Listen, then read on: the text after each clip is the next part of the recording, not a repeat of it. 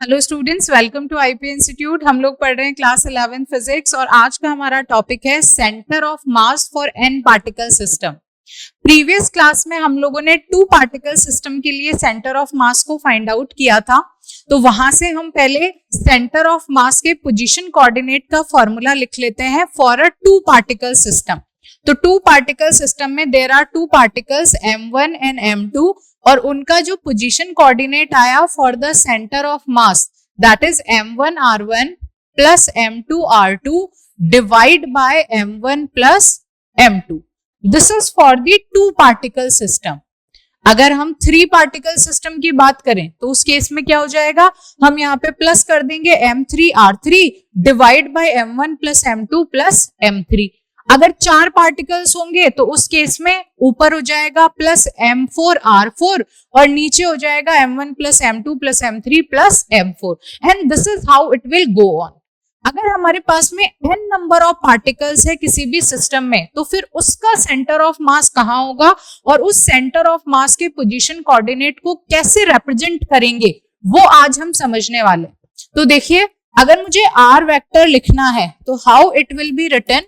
r vector आपका लिखा जाएगा m1 r1 plus m2 r2। हमें n नंबर के लिए लेना है तो हमने लिखा m1 mn rn। Now divided by m1 plus m2 plus mn। So this will be the formula for n particle system position coordinate of centre of मास। ठीक है, ये आ गया। अब इसे थोड़ा सा मैथ्स का यूज करते हैं और सिंप्लीफाई करते हैं। इसी सेम टू सेम फॉर्मूले को अगर हम सिंप्लीफाई करेंगे तो how it can be written as, we can simply write it as summation i tending from 1 to n m i r i divide by m i। मतलब i की value कहां से कहां लाई कर रही है, 1 से n तक, और फिर हमने इसमें समेशन लगा दिया। तो वही जो फॉर्मूला हमने पहले लिखा था ये वाला, इसी को हमने मैथमेटिकली थोड़ा सा सिंप्लीफाई किया है।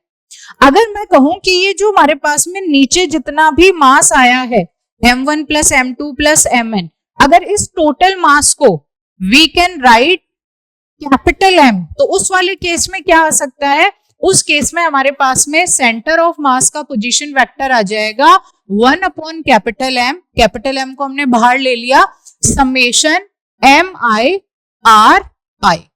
अगर कोई बोले कि बताओ अब इस पोजीशन कोऑर्डिनेट तुमने यहाँ पे निकाल तो लिया कि ये जो तुम्हारा पोजीशन वेक्टर है that is r vector for the centre of मास, लेकिन इस पोजीशन वेक्टर का x कोऑर्डिनेट कितना होगा, y कोऑर्डिनेट क्या होगा और z कोऑर्डिनेट क्या होगा। क्योंकि कोई भी पोजीशन वेक्टर होता है तो पोजीशन वेक्टर को हम कैसे लिखते हैं, r वेक्टर हमारा किस किस के बराबर होगा, this will be equal to x i cap plus y j cap and z k cap. This is the position vector. तो हमें x कोऑर्डिनेट, y और z कोऑर्डिनेट, ये तीनों कोऑर्डिनेट्स पता करने।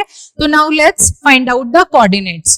कोऑर्डिनेट्स कैसे फाइंड आउट किए जाएंगे, हम कैपिटल R वेक्टर को लिख लेते हैं x i cap plus y j cap plus z k cap. ठीक है, और जो हमारे पास में स्मॉल r वेक्टर है this can be written as x i cap y j cap and z k cap. This is how we will be writing it.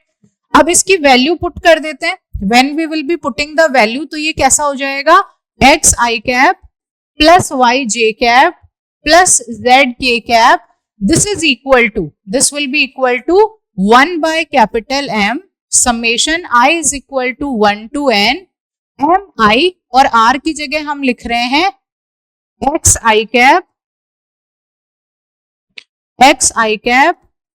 Plus y j cap plus z k cap. तो this will be the position vector for the centre of mass of a n particle system. ये हमारे पास में एक formula इसका आ गया।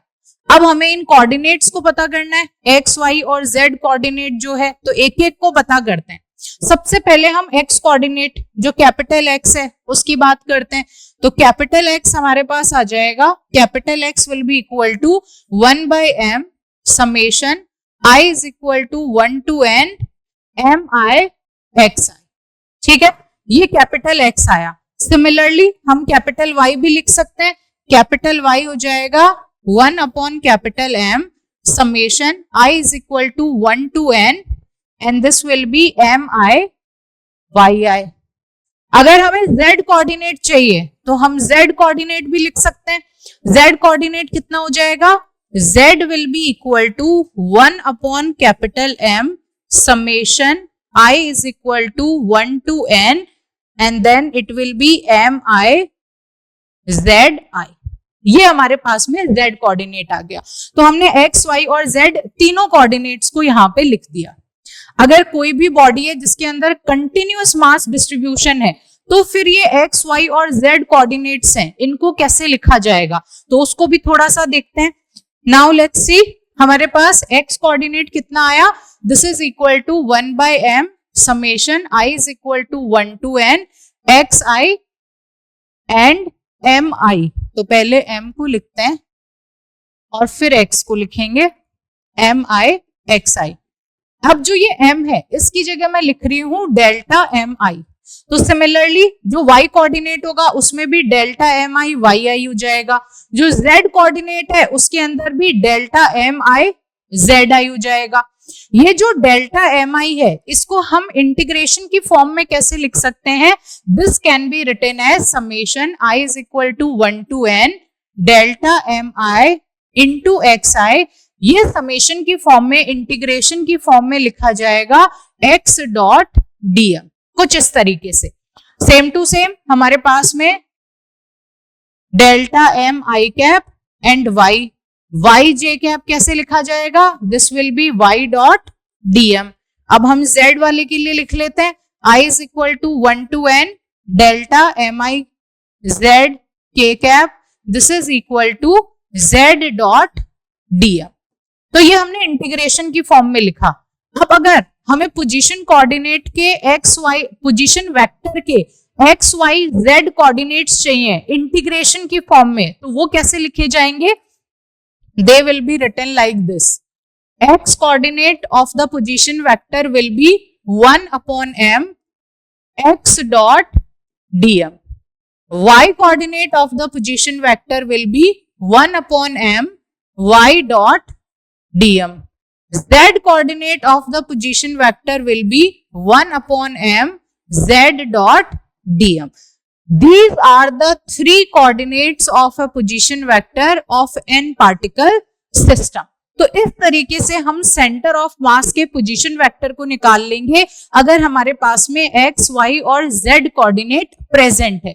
So this was the center of mass for the n particle system. Thank you everyone. Thank you so much.